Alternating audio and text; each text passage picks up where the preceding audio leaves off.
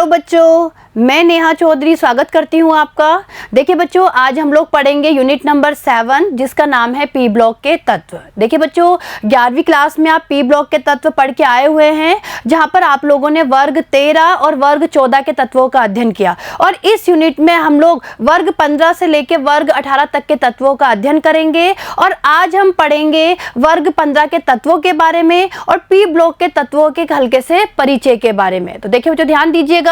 देखिए सबसे पहले परिचय। देखिए, आवर्त सारणी में दाहिनी ओर स्थित वे तत्व जिनमें अंतिम इलेक्ट्रॉन पी कक्षक में भरा जाता है उन्हें पी ब्लॉक या पी खंड के तत्व कहते हैं। देखिए बच्चों, आप लोगों को सबको पता है कि आवर्त सारणी में दाहिनी ओर स्थित वे तत्व जिनमें अंतिम इलेक्ट्रॉन किस में आता है, पी कक्षक में आता है, उन्हें क्या कहा जाता है, पी ब्लॉक के तत्व या पी खंड के तत्व कहा जाता है। ठीक है, आगे देखिए, पी ब्लॉक में वर्ग 13 से वर्ग 18 तक के तत्व आते हैं। देखिए बच्चों, ये आपको पता है कि वर्ग 13 से लेके वर्ग 18 तक के जो तत्व होते हैं वो पी ब्लॉक के तत्व आते हैं।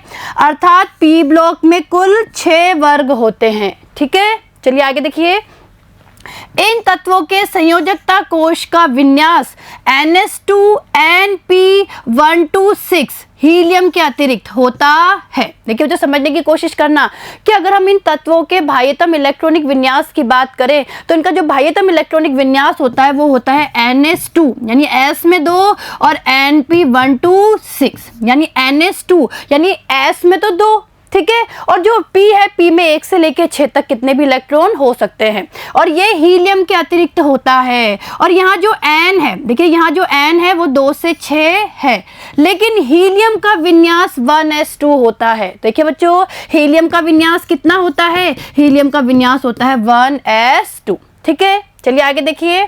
अन्य तत्वों के समान पी ब्लॉक के तत्वों के गुण भी परमाणु आकार, आयनन एंथैल्पी, इलेक्ट्रॉन लब्धि एंथैल्पी तथा विद्युत ऋणता पर निर्भर करते हैं। देखिए, समझने की कोशिश करिए कि अन्य तत्वों के समान ही क्या होता है, जो पी ब्लॉक के तत्वों के गुण है वो भी परमाणु आकार, आयनन एंथैल्पी, इलेक्ट्रॉन लब्धि एंथैल्पी तथा विद्युत ऋणता के ऊपर निर्भर करते हैं। ठीक है बच्चों, आगे देखिए।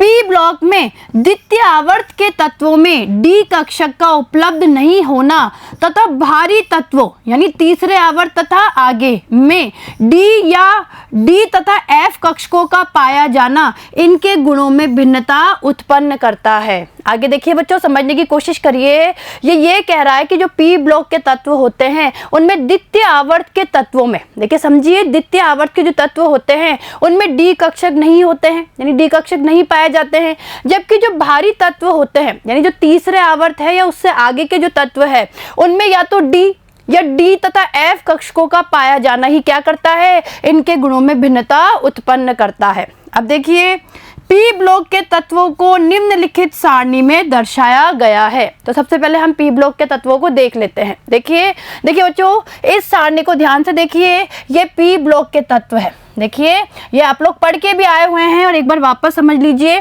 देखिए बच्चों, ये पी ब्लॉक के तत्व है।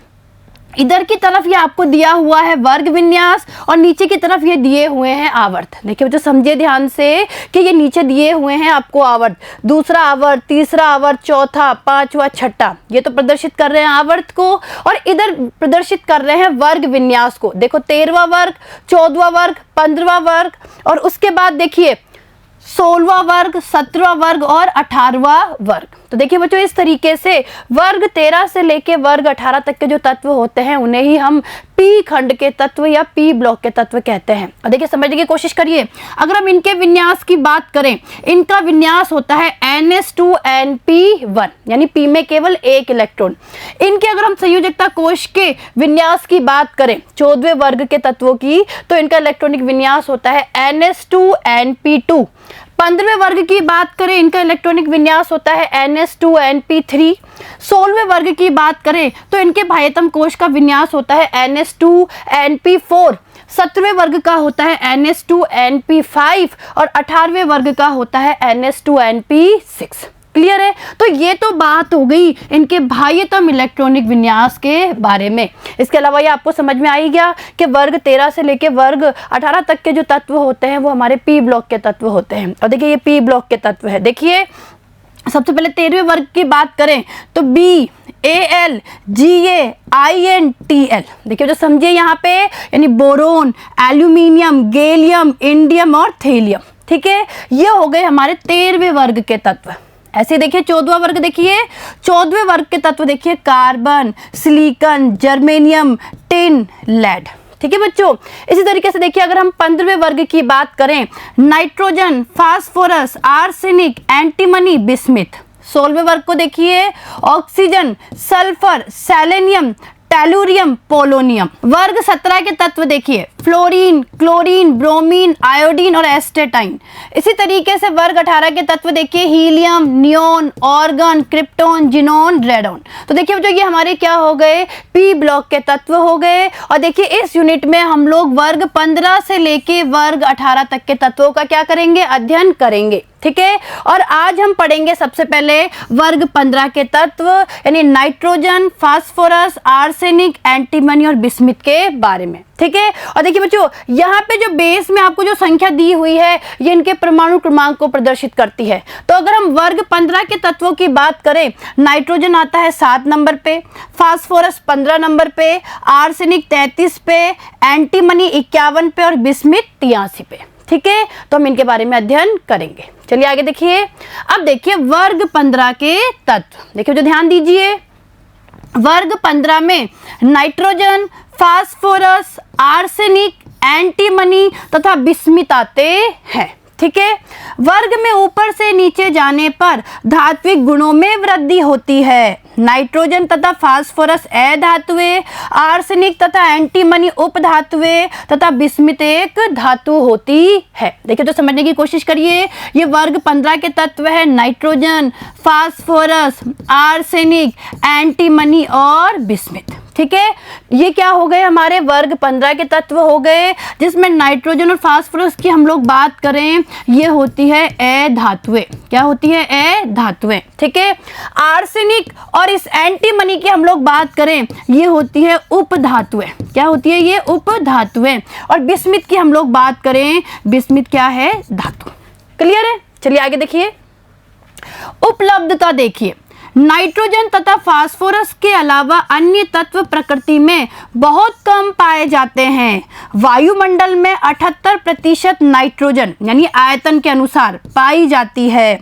भूपर्पटी के खनिजों में नाइट्रोजन NaNO3 यानी चिली सॉल्ट पीटर या चिली शोरा तथा KNO3 यानी इंडियन सॉल्ट पीटर जैसे लवणों के रूप में पाई जाती है तथा वनस्पतियों एवं जीवों के घटक प्रोटीन में भी नाइट्रोजन उपस्थित होती है। ठीक है, फास्फोरस चट्टानों के मुख्य घटक एपेटाइट वर्ग के खनिज जैसे Ca9 और ब्रैकेट में है PO4 और ब्रैकेट के बाहर क्या है 6.CaX2। ठीक है बच्चों, के रूप में पाया जाता है। यानी जो फास्फोरस है वो चट्टानों के मुख्य घटक एपेटाइट वर्ग के जो खनिज है, इस टाइप के जो खनिज है उनके रूप में पाया जाता है। और यहाँ पे X बराबर क्या है, देखिए F1Cl या OH। ठीक है, ये X बराबर होता है। आगे देखिए उदाहरण देखिए बच्चों इसका, फ्लोरोएपेटाइट। देखिए ये फ्लोरोएपेटाइट है, देखिए Ca9 ब्रैकेट में है PO4 और ब्रैकेट के बाहर ये क्या है 6CaF2। तो ये क्या हो गया, फ्लोरोएपेटाइट। तो देखिए यह सजीव कोशिकाओं, दांत तथा हड्डियों में भी उपस्थित होता है। ठीक है, आगे देखिए दूध तथा अंडों में फास्फोप्रोटीन पाया जाता है। वर्ग के अन्य तत्व आर्सेनिक, एंटीमनी तथा बिस्मिथ सल्फाइड अयस्कों के रूप में उपलब्ध होते हैं। देखिए तो समझिए यहाँ पे किस वर्ग के जो अन्य तत्व है जैसे आर्सेनिक है, एंटीमनी है, बिस्मिथ है, वो सल्फाइड अयस्कों के रूप में उपलब्ध होते हैं। ठीक है, चलिए आगे देखिए। मास्कोवियम संश्लेषित तत्व होता है। देखिए जो समझने की कोशिश करिए भाई, अगर हम लोग पी ब्लॉक के तत्वों में 15 वर्ग की बात करें, यानी हमने अभी देखा ना कि 15 वर्ग में कौन कौन से तत्व आते हैं, nitrogen, phosphorus, arsenic, antimony, bismuth, और इसके बाद में आता है मास्कोवियम। देखिए बच्चों, मास्कोवियम 115 नंबर पे आता है। इसका परमाणु क्रमांक क्या होता है, 115। तो देखिए समझने की कोशिश करिए। देखिए मास्कोवियम संश्लेषित तत्व होता है। देखिए जो मास्कोवियम होता है वो क्या होता है, संश्लेषित तत्व होता है। मास्कोवियम का संकेत Mc, देखिए कैपिटल M और बेस में C, ठीक है। परमाणु संख्या 115, यानी जो परमाणु क्रमांक या परमाणु संख्या है वो 115। परमाणविक द्रव्यमान 289 ग्राम मोल इनवर्स तथा इलेक्ट्रॉनिक विन्यास देखिए रेडॉन 5F14 यानी 5F14, 6D10, 7S2, 7P3। देखिए बच्चों वापस समझिए इसके इलेक्ट्रॉनिक विन्यास को। Radon 5F14, 6D10, 7S2, 7P3 है। तो देखिए ये क्या है, ये मास्कोवियम का क्या होता है, इलेक्ट्रॉनिक विन्यास।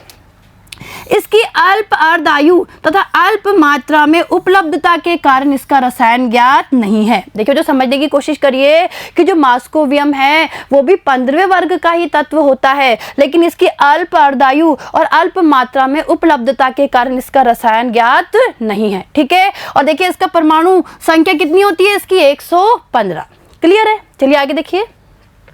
यहां मास्कोवियम को छोड़कर इस वर्ग 15 के अन्य तत्वों के गुणों का हम अध्ययन करेंगे। तो देखिए बच्चों, मास्कोवियम को छोड़कर बाकी जो भी तत्व है उनका हम अध्ययन करेंगे, ठीक है। तो देखिए आगे, देखिए सबसे पहले बात करेंगे इलेक्ट्रॉनिक विन्यास के बारे में। देखिए बच्चों, वर्ग 15 के तत्वों के संयोजकता कोश का इलेक्ट्रॉनिक विन्यास NS2NP3 होता है। देखिए समझिए भाई, वर्ग 15 के जो तत्व होते हैं उनके बाह्यतम कोश का, या हम बोल सकते हैं संयोजकता कोश का जो इलेक्ट्रॉनिक विन्यास होता है वो NS2NP3 होता है। देखिए समझिए यहाँ पे NP3 यानी कहने का मतलब है P में क्या होता है, अर्धपूरित विन्यास होता है। आगे देखिए, इसमें S कक्षक पूर्ण भरे होते हैं तथा P कक्षक अर्धपूरित होता है, जिसके कारण यह विन्यास तुलनात्मक रूप से अधिक स्थायी होता है। यानी इसीलिए क्या होता है, ये जो विन्यास होता है वो क्या होता है, अधिक स्थायी। क्लियर है, आगे देखिए। अब देखिए बच्चों, यहां समझने की कोशिश करिए इनके इलेक्ट्रॉनिक विन्यास को। देखिए बच्चों, ये हमारे वर्ग 15 के तत्व हैं। देखिए तत्व है यहाँ पे nitrogen, phosphorus, arsenic, antimony, bismuth. ये इनके परमाणु भार दिए हुए हैं, ये इनके परमाणु क्रमांक है। सबसे पहले हम परमाणु क्रमांक देख लेते हैं। इसका देखिए 7, 15, 33, 51, 83, ये इनके क्या हो गए, परमाणु क्रमांक। कहने का मतलब है नाइट्रोजन आता है 7 नंबर पे, जो फास्फोरस है 15 नंबर पे, आर्सेनिक 33 नंबर पे, इसके बाद एंटीमनी 51 नंबर पे, और जो बिस्मिथ है वो 83 नंबर पे। क्लियर है, ये इनके परमाणु भार हो गए। देखिए नाइट्रोजन का परमाणु भार देखिए 14.01, फास्फोरस का देखिए 30.97, आर्सेनिक का देखिए 74.92, इसका एंटीमनी का देखिए 121.75, बिस्मिथ का देखिए 208.98। ठीक है, अब हम बात करते हैं इलेक्ट्रॉनिक विन्यास की। देखिए तो देखिए नाइट्रोजन का इलेक्ट्रॉनिक विन्यास क्या होगा, हीलियम, उसके बाद 2s2 2p3। ठीक है, तो देखिए अंतिम विन्यास देखा आपने 2s2 2p3, यानी s तो भरा हुआ और p अर्धपूर्ण। ठीक है, इसी तरीके से अगर हम फास्फोरस की बात करें, देखिए बच्चों फास्फोरस की बात करें, इसका इलेक्ट्रॉनिक विन्यास देखिए नियोन, और उसके बाद में 3s2 3p3। ठीक है, इसी तरीके से आर्सेनिक की हम लोग बात करें तो ऑर्गन और 3d10, देखिए इसमें अब d आ जाएगा, d कक्षक आ जाएंगे, यानी ऑर्गन 3d10 4s2 4p3। ठीक है, इसी तरीके से देखिए अगर हम एंटीमनी की बात करें तो क्रिप्टोन 4d10 5s2 5p3, और इसी तरीके से बिस्मिथ की हम लोग बात करें तो जिनोन 4f14, देखिए अब यहाँ पे f कक्षक आ गया, 4f14 5d10 6s2 6p3। ठीक है, तो देखिए बच्चों ये इनका क्या हो गया, इलेक्ट्रॉनिक विन्यास, और ये इलेक्ट्रॉनिक विन्यास आपको आना चाहिए, परीक्षा में पूछा जा सकता है। क्लियर है, चलिए आगे देखिए। अब देखिए परमाणु तथा आयनिक त्रिज्या। देखिए बच्चों अब हम बात करेंगे परमाणु तथा आयनिक त्रिज्या के बारे में। देखिए वर्ग 15 में नीचे जाने पर परमाणु त्रिज्या यानी सहसंयोजी त्रिज्या तथा आयनिक त्रिज्या में वृद्धि होती है।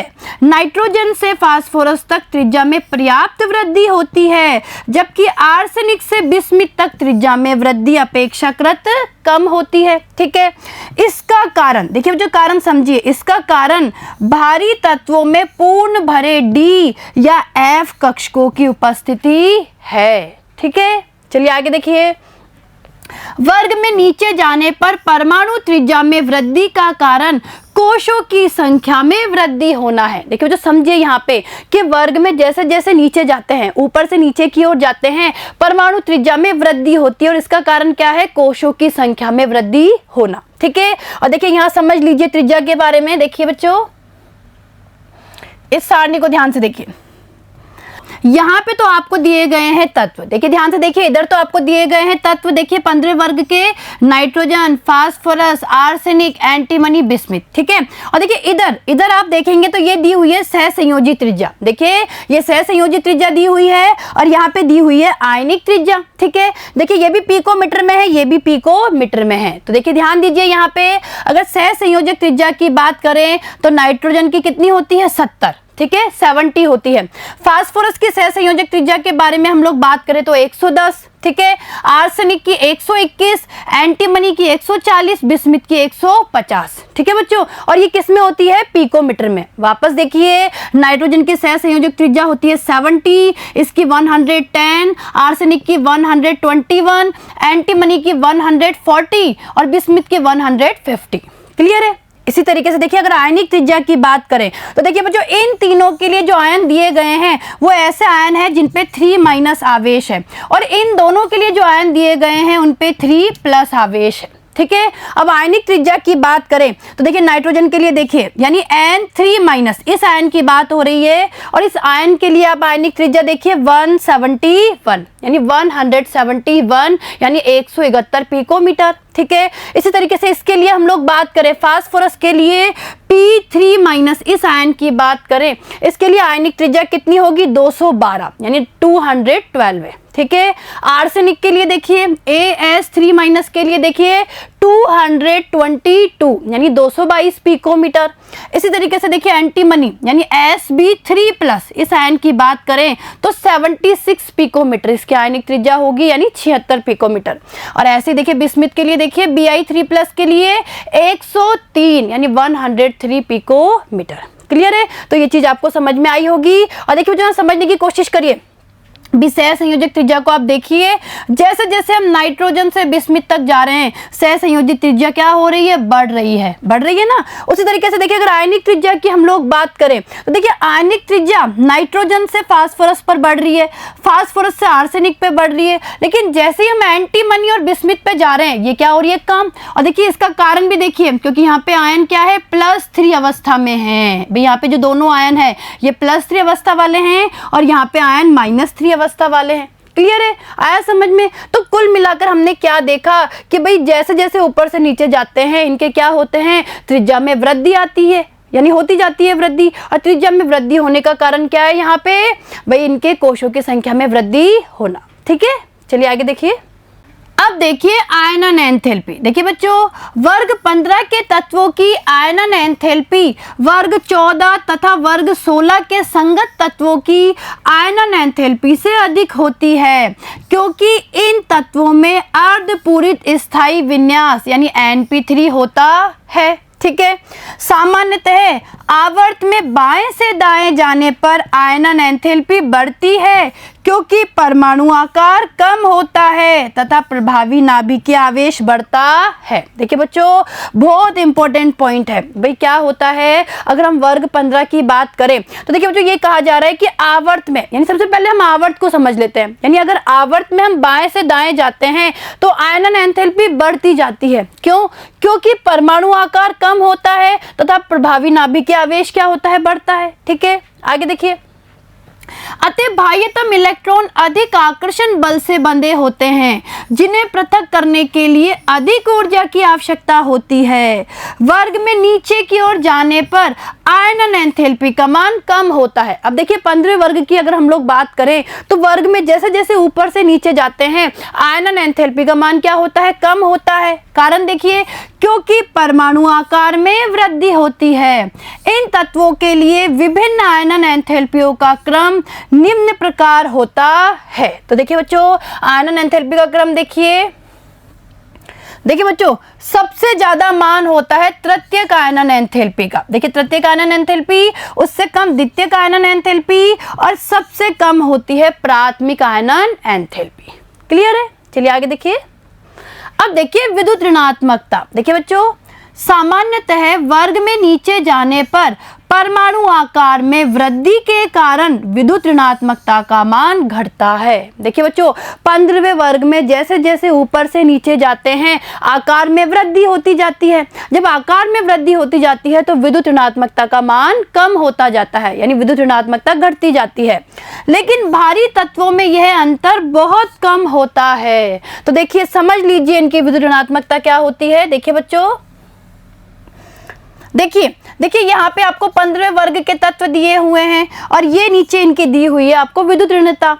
नाइट्रोजन की बात करें, इसकी होती है 3 यानी 3.0, फास्फोरस की 2.1, आर्सेनिक की 2.0, ऐसी एंटीमनी की 1.9 और बिस्मिथ की 1.9। ठीक है, तो हमने क्या देखा भाई, वर्ग में नीचे जाने पर, ऊपर से नीचे जाने पर क्या हो रहा है, धीरे धीरे विद्युत ऋणात्मकता का मान कम हो रहा है, लेकिन लास्ट में ये अंतर बहुत ही कम है। ठीक है ना, यानी भारी तत्वों में अंतर बहुत ही क्या होता है, कम होता है। देखिए इनकी लगभग विद्युत ऋणात्मकता क्या है, बराबर है, या हम ये बोल सकते हैं कि इनकी विद्युत ऋणात्मकता लगभग क्या है, बराबर है। ठीक है, चलिए आगे देखिए।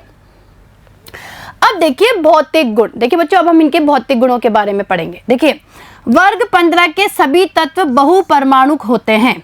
नाइट्रोजन द्विपरमाणु गैस है, जबकि अन्य तत्व ठोस होते हैं। ठीक है, अब देखिए धात्विक गुण। देखिए सबसे पहले धात्विक गुण देखिए, वर्ग में नीचे जाने पर परमाणु आकार बढ़ने के कारण आयनन एंथैल्पी में कमी होती है, अतः तत्वों द्वारा इलेक्ट्रॉन देने की प्रवृत्ति बढ़ती जाती है, इसलिए धात्विक गुण बढ़ता है। यानी कहने का मतलब है ऊपर से नीचे जाने पर धात्विक गुण क्या होता है, बढ़ता जाता है। ठीक है बच्चों, आगे देखिए।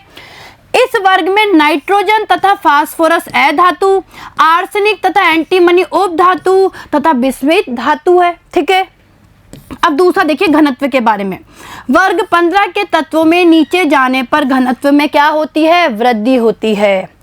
अगला देखिए गलनांक तथा क्वथनांक। देखिए बच्चों, वर्ग 15 के तत्वों में आर्सेनिक तक गलनांक में वृद्धि होती है। देखिए समझिए भाई, वर्ग 15 के जो तत्व है उनमें आर्सेनिक तक तो क्या होता है, गलनांक में वृद्धि, इसके बाद बिस्मिथ तक कमी होती है। आगे देखिए, गलनांक में यह वृद्धि द्रव्यमान के समानुपाती होती है।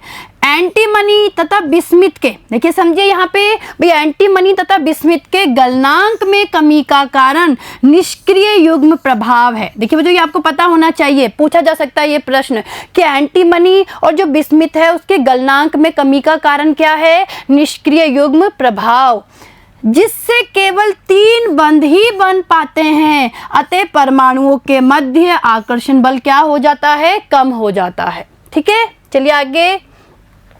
नाइट्रोजन से बिस्मिथ तक क्वथनांक में लगातार वृद्धि होती है। देखिए बच्चों, इसी तरीके से अगर हम क्वथनांक की बात करें तो नाइट्रोजन से लेकर बिस्मिथ तक लगातार इनके क्वथनांक में क्या होती है, वृद्धि। और एक बार देखिए इस सारणी से आप वर्ग 15 के तत्वों के गलनांक और क्वथनांक को समझ लीजिए। देखिए बच्चों, देखिए ये आपको दिए गए हैं तत्व, वर्ग 15 के तत्व दिए गए हैं, ये दिए हुए हैं गलनांक और ये क्वथनांक केल्विन में। ठीक है, देखिए नाइट्रोजन का देखिए आप 63, फास्फोरस का देखिए 317, ठीक है, आर्सेनिक का देखिए 1089, एंटीमनी की बात करें तो 904, बिस्मिथ का देखिए 544। ठीक है, तो ये केल्विन में हमें क्या दिए गए हैं, इनके गलनांक। ठीक है, तो देखा आपने भाई, नाइट्रोजन से फास्फोरस और आर्सेनिक तक तो क्या हो रही है, गलनांक में वृद्धि, और उसके बाद देखिए एंटीमनी और बिस्मिथ गलनांक में क्या हो रही है, कमी। ठीक है भाई, यहाँ तक तो वृद्धि हो रही है और फिर यहाँ पे क्या हो रही है, गलनांक में कमी हो रही है। इस तरीके से देखिए क्वथनांक देखिए, नाइट्रोजन का क्वथनांक देखिए 77.2 केल्विन में है। फास्फोरस का देखिए 554, आर्सेनिक का देखिए 888 और देखिए बच्चों ये सब केल्विन में है।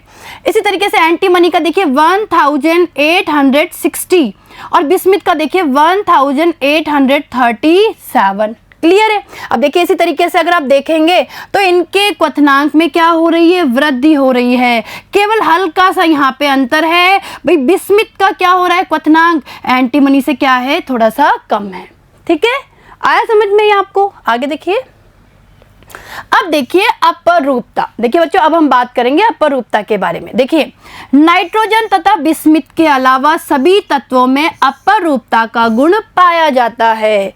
फास्फोरस के 3 अपरूप होते हैं। देखिए बच्चों आपको पता होना चाहिए कि फास्फोरस के 3 अपरूप होते हैं। पहला देखिए श्वेत फास्फोरस, दूसरा देखिए लाल फास्फोरस और तीसरा देखिए काला फास्फोरस। क्लियर है। आगे देखिए आर्सेनिक तथा एंटीमनी के 2 अपरूप होते हैं, पीला तथा भूरा। ठीक है बच्चों। आगे अब देखिए रासायनिक गुण। तो देखिए बच्चों हम लोग इनके भौतिक गुणों के बारे में पढ़ चुके हैं, अब रासायनिक गुणों के बारे में चर्चा करेंगे। तो देखिए ऑक्सीकरण अवस्थाएं तथा रासायनिक क्रियाशीलता की प्रवृत्ति। तो देखिए बच्चों वर्ग 15 के तत्वों की सामान्य ऑक्सीकरण अवस्थाएं -3, +3 तथा +5 है। परमाणु आकार तथा धातु गुणों में वृद्धि के कारण वर्ग में नीचे जाने पर -3 ऑक्सीकरण अवस्था दर्शाने की प्रवृत्ति कम होती जाती है। तो समझिए यहाँ पे कि धातु गुणों में वृद्धि के कारण क्या होता है, ऊपर से नीचे जाने पर -3 ऑक्सीकरण अवस्था दर्शाने की जो प्रवृत्ति होती है वो क्या होती जाती है, कम होती जाती है। क्लियर है। आगे देखिए नाइट्रोजन के छोटे आकार तथा उच्च विद्युत ऋणता के कारण यह -3 ऑक्सीकरण अवस्था आसानी से बना लेता है।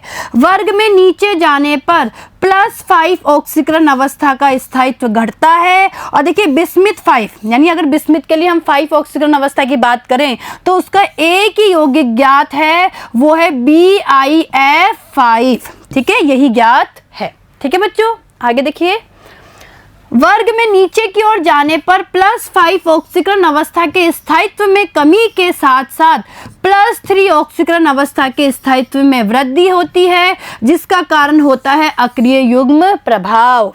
ऑक्सीजन के साथ अभिक्रिया से बने यौगिकों में नाइट्रोजन +1, +2, +4 ऑक्सीकरण अवस्थाएं भी दर्शाती है। देखिए तो समझिए यहाँ पे के वर्ग में नीचे की ओर जाने पर क्या होता है, +5 ऑक्सीकरण अवस्था के स्थायित्व में कमी आती है, जबकि +3 ऑक्सीकरण अवस्था के स्थायित्व में वृद्धि होती है। और इसका कारण क्या है, अक्रिय युग्म प्रभाव। देखिए पूछा जा सकता है यहाँ ये प्रश्न, तो कारण क्या है, अक्रिय युग्म प्रभाव। और देखिए ऑक्सीजन के साथ अगर नाइट्रोजन की अभिक्रिया की बात करें तो इनके यौगिकों में +1, +2, +4 ऑक्सीकरण अवस्थाएं भी पाई जाती है। ठीक है। आगे देखिए फास्फोरस भी कुछ ऑक्सो अम्लों में +1 तथा +4 ऑक्सीकरण अवस्थाएं दर्शाता है। नाइट्रोजन के संयोजी कोश में रिक्त D कक्षक नहीं होने के कारण इसकी अधिकतम संयोजकता कितनी होती है, 4 होती है, क्योंकि केवल 4 कक्षक यानी 1s तथा 3p ही बंध बनाने के लिए उपलब्ध होते हैं। और देखिए इसका उदाहरण देखिए NH4+। देखिए समझिए बच्चों इस पॉइंट को, देखिए बच्चों इस पॉइंट को ध्यान से समझिए। भाई ये पॉइंट क्या कह रहा है कि भाई नाइट्रोजन के संयोजकता कोश में, या हम बोल सकते हैं संयोजी कोश में D कक्षक नहीं होने के कारण इसकी अधिकतम संयोजकता कितनी होती है, 4। ठीक है, क्योंकि केवल 4 कक्षक यानी 1 तो S और 3 P कक्षक ही बंध बनाने के लिए उपलब्ध होते हैं। और इसका उदाहरण देखिए NH4+। ये इसका क्या हो गया, उदाहरण। क्लियर है। आगे देखिए इसी कारण नाइट्रोजन 5 संयोजी यौगिक देखिए बच्चों नहीं बना सकता है। तो देखिए समझिए भाई NCl5 इत्यादि यानी इस तरीके के जो 5 संयोजी यौगिक होता है वो नहीं बनाता है नाइट्रोजन। ठीक है, वर्ग के अन्य तत्वों में रिक्त डी कक्षक उपलब्ध होने के कारण ये अपने अष्टक का प्रसार करके संयोजकता में वृद्धि कर सकते हैं। तो देखिए बच्चों, ये प्रश्न पूछा जा सकता है। भाई प्रश्न क्या बन सकता है कि भाई नाइट्रोजन पंच संयोजी यौगिक क्यों नहीं बनाता है? इसका कारण है नाइट्रोजन में डी कक्षक नहीं पाए जाते हैं, जबकि इसके अन्य जो तत्व होते हैं, इस वर्ग के जो अन्य तत्व होते हैं, उनमें डी कक्षक उपलब्ध होने के कारण, यानी रिक्त डी कक्षक उपलब्ध होने के कारण ये अपने अष्टक का प्रसार कर लेते हैं, जिनके इनकी संयोजकता में भी वृद्धि हो जाती है। क्लियर है? आगे देखिए, अतः इनकी अधिकतम संयोजकता कितनी होती है? 6 होती है। और देखिए जैसे PCl5, PF6 minus, ASF6 minus इत्यादि। क्लियर है? आ रहा है ना समझ में आप लोगों को? चलिए आगे देखिए, नाइट्रोजन में असमानुपातन। अब देखिए बच्चों, नाइट्रोजन की +1 से +4 ऑक्सीकरण अवस्थाओं में अम्लीय माध्यम में असमानुपातन की प्रवृत्ति होती है।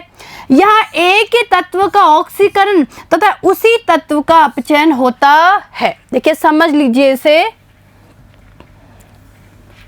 देखिए बच्चों, यहाँ देखिए ये क्या है? HNO2 है। ठीक है, HNO2 है, इसके 3 अणु हैं, जिसमें देखिए नाइट्रोजन +3 फॉर्म में है, +3 ऑक्सीकरण अवस्था में है। अब देखिए किस तरीके से ये टूटेगा, किस तरीके से इसका असमानुपातन होगा। एक तो बन जाएगा HNO3, एक जल का अणु और 2 NO। ठीक है, अब हम यहाँ ध्यान से देखें तो देखिए इसमें जो नाइट्रोजन है वो +5 फॉर्म में है और यहाँ पे नाइट्रोजन +2 के रूप में। ठीक है, तो हमने क्या देखा कि जो एक ही तत्व है, भाई यहाँ पे अगर एक ही तत्व की हम लोग बात करें, नाइट्रोजन तत्व को लेके चले, तो देखिए यहाँ पे देखिए +3 फॉर्म में है, यहाँ पे चेंज हो गया +5 में और यहाँ +2 में, यानी एक ही तत्व का क्या हो रहा है? ऑक्सीकरण भी हो रहा है और अपचयन भी हो रहा है। इसे ही कहा जाता है असमानुपातन। ठीक है बच्चों, आगे देखिए, फास्फोरस की लगभग सभी मध्यवर्ती ऑक्सीकरण अवस्थाएं अम्लीय तथा क्षारीय माध्यम में +5 और -3 ऑक्सीकरण अवस्थाओं में असमानुपातित हो जाती है। अब देखिए श्रृंखलन की प्रवृत्ति। देखिए अब हम पढ़ेंगे श्रृंखलन की प्रवृत्ति के बारे में। देखिए बच्चों, नाइट्रोजन, फास्फोरस तथा आर्सेनिक में श्रृंखलन का गुण पाया जाता है। फास्फोरस में श्रृंखलन का गुण नाइट्रोजन से अधिक होता है, क्योंकि फास्फोरस विवृत तथा संवृत दोनों प्रकार की श्रृंखला बनाता है। देखिए समझिए, यहाँ पे नाइट्रोजन, फास्फोरस तथा आर्सेनिक में श्रृंखलन का गुण पाया जाता है। फास्फोरस में श्रृंखलन का गुण नाइट्रोजन से अधिक होता है, क्योंकि फास्फोरस जो होता है वो विवृत यानी ओपन तथा संवृत का मतलब होता है क्लोज्ड। देखिए समझिए यहाँ पे, क्योंकि ये ओपन तथा क्लोज्ड दोनों प्रकार की श्रृंखला बनाता है। ठीक है, आगे नाइट्रोजन का असामान्य व्यवहार। देखिए बच्चों, अब हम पढ़ेंगे नाइट्रोजन के असामान्य व्यवहार के बारे में। देखिए ध्यान दीजिए, नाइट्रोजन के छोटे आकार, उच्च आयनन एंथैल्पी, उच्च विद्युत ऋणता तथा डी कक्षकों की अनुपस्थिति के कारण इसके गुण वर्ग के अन्य तत्वों से भिन्न होते हैं। तो देखिए आगे, देखिए नाइट्रोजन स्वयं तथा उच्च विद्युत ऋणी तत्वों जैसे कार्बन तथा ऑक्सीजन के साथ p अतिव्यापन द्वारा बहुबंध बनाता है। और देखिए नाइट्रोजन ट्रिपल बॉन्ड नाइट्रोजन, देखिए तो समझिए यहाँ पे भाई नाइट्रोजन के बीच में क्या होता है? ट्रिपल बॉन्ड, त्रिबंध होता है। तो देखिए के कारण ही, देखिए नाइट्रोजन ट्रिपल बॉन्ड नाइट्रोजन के कारण ही नाइट्रोजन की क्रियाशीलता बहुत कम होती है, क्योंकि इसकी बंध एंथैल्पी बहुत अधिक होती है। ठीक है, चलिए आगे देखिए, 15वें वर्ग में नाइट्रोजन के अलावा अन्य तत्व द्विपरमाणु अणु नहीं बनाते। इनमें p अतिव्यापन नहीं होता। देखिए समझिए यहाँ पे कि 15वें वर्ग में नाइट्रोजन के अलावा अन्य कोई भी तत्व द्विपरमाणु अणु नहीं बनाता है, क्योंकि इनमें p अतिव्यापन नहीं होता है, क्योंकि इनके बड़े आकार के कारण परमाणु कक्षक इतने बड़े तथा विसरित होते हैं कि इनमें प्रभावी अतिव्यापन नहीं होता। तो इसका कारण समझ में आया कि भाई जो अन्य तत्व है, यानी नाइट्रोजन के अलावा 15वें वर्ग के अन्य तत्व है, वो p अतिव्यापन क्यों नहीं करते? क्योंकि उनके बड़े आकार के कारण परमाणु कक्षक इतने बड़े होते हैं कि इतने विसरित होते हैं कि प्रभावी अतिव्यापन नहीं कर पाते हैं। ठीक है, चलिए आगे देखिए। अतः फास्फोरस, आर्सेनिक, एंटीमनी इत्यादि केवल फास्फोरस सिंगल बॉन्ड, यानी केवल इनके बीच में क्या होता है, सिंगल बॉन्ड, ठीक है, यानी एकल बंध ही बनाते हैं। लेकिन विस्मित धातु होने के कारण इसमें धात्विक बंध पाया जाता है, ठीक है। अब देखिए नाइट्रोजन सिंगल बंध की बात करें तो इस बंध की प्रबलता फास्फोरस एकल बंध की तुलना में कम होती है, क्योंकि बंध लंबाई कम होने के कारण नाइट्रोजन के एकांकी इलेक्ट्रॉन युग्मों के मध्य अंतरा इलेक्ट्रॉनिक प्रतिकर्षण अधिक होता है। देखिए बच्चों बहुत इंपॉर्टेंट पॉइंट है भाई, जो नाइट्रोजन बंध की जो प्रबलता है, यानी नाइट्रोजन के बीच में जो सिंगल बंध है उसकी बात करें तो उनकी जो प्रबलता है वो फास्फोरस के बीच का जो सिंगल बॉन्ड है, या हम बोल सकते हैं जो एकल बंध है, उसकी तुलना में कम होती है। यानी इसकी प्रबलता इससे क्या होती है, कम, क्योंकि बंध लंबाई कम होने के कारण नाइट्रोजन के एकांकी इलेक्ट्रॉन युग्मों के मध्य क्या पाया जाता है, अंतरा इलेक्ट्रॉनिक प्रतिकर्षण अधिक होता है। ठीक है बच्चों, यहां तक का। आगे देखिए, फास्फोरस तथा आर्सेनिक संक्रमण तत्वों के साथ डी पाई अतिव्यापन द्वारा बंध बनाते हैं जब इनके यौगिक, देखिए समझिए, जब इनके यौगिक, एक तो ये यौगिक है P, ठीक है, और ब्रैकेट में है C2H5 और ये बाहर क्या है 3, तथा AS यानी आर्सेनिक ब्रैकेट में है C6H5 बाहर है 3, ठीक है। तो इनके जो यौगिक है ये लिगेंडो के रूप में कार्य करते हैं, तो इनमें क्या पाया जाता है, डी पाई अतिव्यापन। ठीक है बच्चों, आगे देखिए, फास्फोरस डी पाई पी पाई अतिव्यापन द्वारा, देखिए समझिए बच्चों बहुत इंपॉर्टेंट पॉइंट है कि जो फास्फोरस होता है ना वो डी पाई पी पाई अतिव्यापन द्वारा R3P double bond O, RN double bond PX3 तथा R3P डबल बॉन्ड CH2 जैसे यौगिक भी बनाता है, जो कि नाइट्रोजन में संभव नहीं है। देखिए समझिए भाई, जो फास्फोरस है ना वो इस प्रकार के क्या बनाता है, यौगिक, इसका कारण होता है डी पाई पी पाई अतिव्यापन, और इस तरीके का अतिव्यापन नाइट्रोजन में नहीं पाया जाता है। क्लियर है? चलिए आगे देखिए। अब देखिए हाइड्रोजन के प्रति क्रियाशीलता, तो देखिए बच्चों अब हम लोग बात करेंगे हाइड्रोजन के प्रति क्रियाशीलता के बारे में। तो देखिए वर्ग 15 के तत्व हाइड्रोजन से क्रिया करके EH3 प्रकार के सह संयोजी हाइड्राइड बनाते हैं। देखिए तो समझने की कोशिश करिए कि क्या होता है, वर्ग 15 के जो तत्व होते हैं वो हाइड्रोजन से क्रिया करके EH3, देखिए EH3 प्रकार के क्या बनाते हैं, सह संयोजी हाइड्राइड बनाते हैं। ये रंगहीन गैस होती है। देखिए समझ लीजिए इनके हाइड्राइड को, देखिए बच्चों हाइड्राइड देखिए NH3, देखिए NH3 इसको कहा जाता है ammonia, PH3 phosphine, ASH3 ऑर्सिन, SBH3 को स्टिबिन और BiH3 को बिस्मथीन। ठीक है, और देखिए यहाँ पे देखिए इस सारणी को, अगर इस सारणी को देखेंगे तो यहाँ पे तो ये हाइड्राइड दिए हुए हैं, ठीक है, और यहाँ पे इन हाइड्राइडों के बंध कोण दिए हुए हैं, यानी जो इनके हाइड्राइड होते हैं NH3, PH3, ASH3, SBH3, BiH3, इनके क्या दिए गए हैं, बंध कोण डिग्री में, यानी बॉन्ड एंगल दिए गए हैं। देखिए इसका, देखिए इसका होता है 107.8, ठीक है, डिग्री में। अब PH3 फॉस्फीन की बात करें तो 93.6 यानी 93.6, इसका देखिए आर्सिन का 91.8, इसका देखिए स्टिबिन का 91.3 और BiH3 यानी बिस्मथीन का देखिए 90। ठीक है, आगे समझ में आपको, तो ये क्या दिए हुए हैं, इनके बंध कोण, और ये इनके क्या है, हाइड्राइड, और ये सभी हाइड्राइड कैसे होते हैं, सह संयोजी।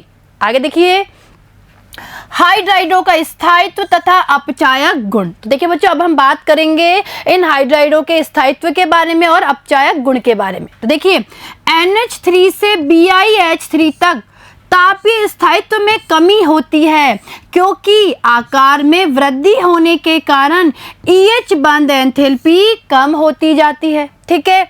अतः इनके तापीय स्थायित्व का क्रम निम्न प्रकार होता है। तो देखिए बच्चों, इन हाइड्राइडों के अगर हम तापीय स्थायित्व की बात करें तो तापीय स्थायित्व का क्रम देखिए, सबसे ज्यादा स्थायित्व जो होता है तापीय स्थायित्व वो NH3 का, उससे कम PH3, उससे कम ASH3, उससे कम SBH3 और सबसे कम होता है BiH3 का। ठीक है, यानी इधर से इधर जाने पर इनके तापीय स्थायित्व में क्या आ रही है? कमी।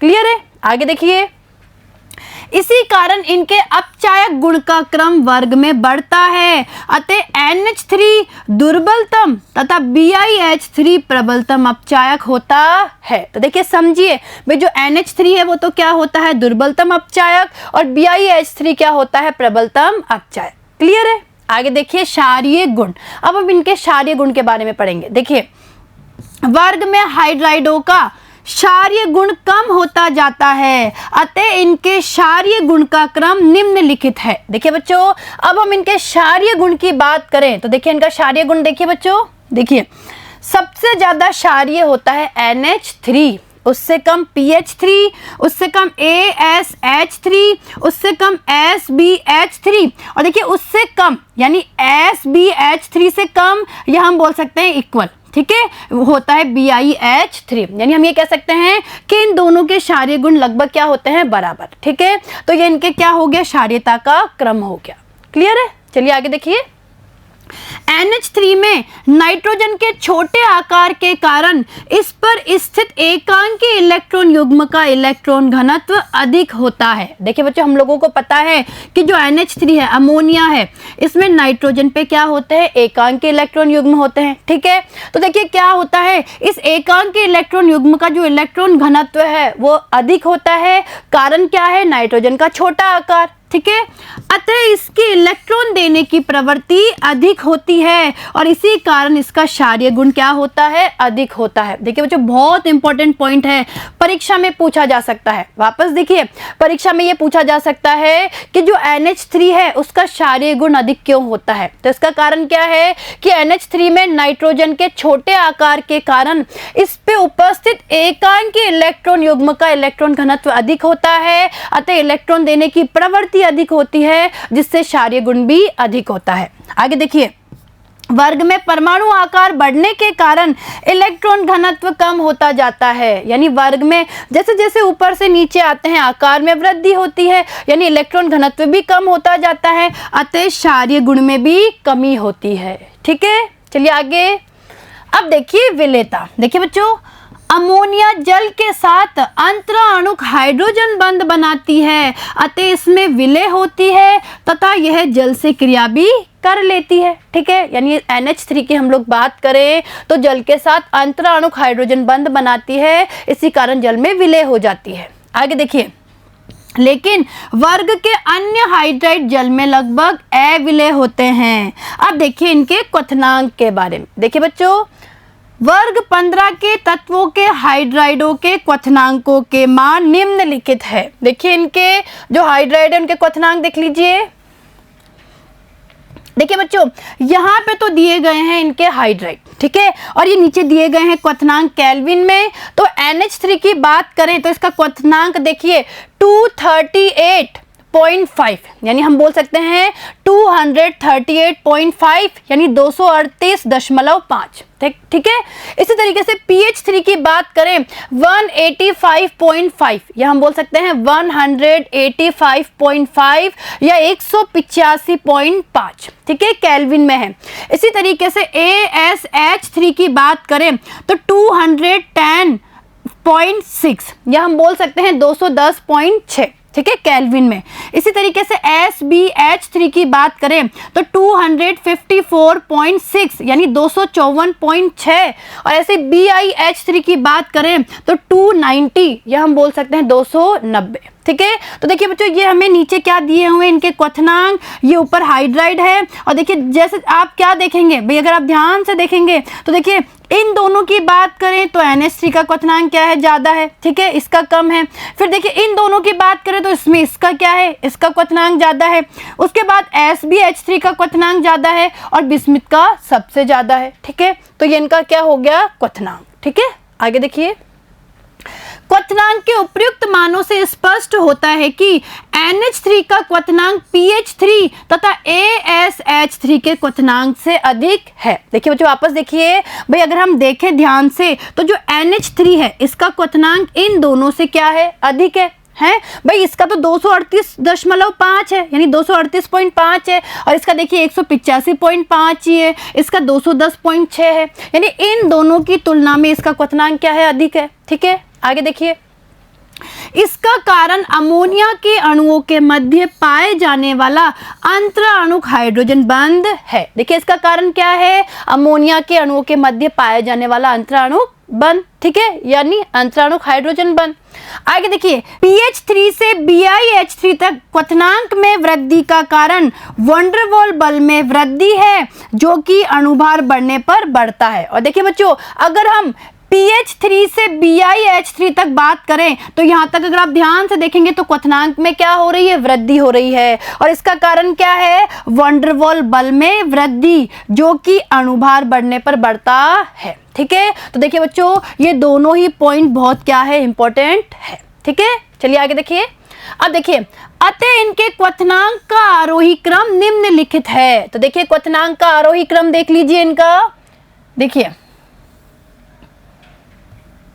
बच्चों, इनके क्वथनांक का बढ़ता क्रम देखिए सबसे ज्यादा होता है BiH3 का, उससे कम SbH3, उससे कम NH3, उससे कम ASH3 और सबसे कम PH3। ठीक है, यानी PH3 फॉस्फीन का क्या होता है, क्वथनांक सबसे कम होता है। और देखिए जो NH3 का क्वथनांक है वो इन दोनों से ज्यादा होता है। इसका कारण है इसमें पाया जाने वाला हाइड्रोजन बंध। ठीक है, चलिए आगे देखिए। अब देखिए अगला, देखिए ऑक्सीजन के प्रति क्रियाशीलता, यानी अब हम बात करेंगे जो हमारे 15वें वर्ग के तत्व है उनकी ऑक्सीजन के प्रति क्रियाशीलता के बारे में। तो देखिए बच्चों, वर्ग 15 के सभी तत्व ऑक्सीजन से क्रिया करके E2O3 तथा E2O5 प्रकार के ऑक्साइड बनाते हैं। देखिए समझिए भाई, या तो E2O3 प्रकार के या E2O5 प्रकार के क्या बनाते हैं, ऑक्साइड। वर्ग में नीचे जाने पर इन ऑक्साइडों का अम्लीय गुण कम होता जाता है। और देखिए वर्ग में जैसे जैसे हम नीचे जाएंगे ऑक्साइडों का अम्लीय गुण भी क्या होता है, कम होता जाता है।